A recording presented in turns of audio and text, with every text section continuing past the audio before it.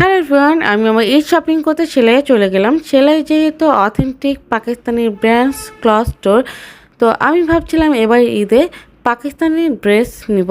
তো যেই ভাবা সেই কাজ, তো আমি তাই ভাবে সেলাই চলে গেলাম। সেলাই একদম অথেন্টিক পাকিস্তানি আমি ড্রেস পেয়ে যাব, সেই ভেবেই আমি ওখানে সরাসরি চলে গেলাম।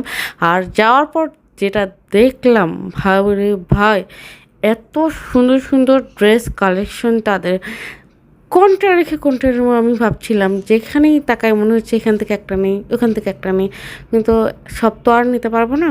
তো আমাকে বেছে বেছে নিতে হবে। তো এখানে ড্রেস ছাড়াও কিছু কসমেটিক প্রোডাক্ট রয়েছে, যেগুলো স্কিন কেয়ারের প্রোডাক্ট।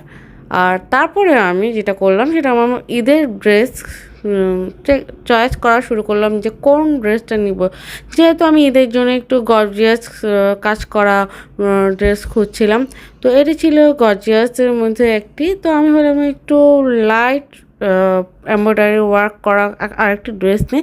তো এই দুটি ড্রেস আমার খুব ভালো লাগে, কারণ আমি এত ঘুরে ঘুরে একটু ইউনিক ড্রেসই চাচ্ছিলাম। এই দুটি ছিল আমার কাছে খুব ভালো, তো আমি এই দুটি ড্রেস পারচেস করে নিই।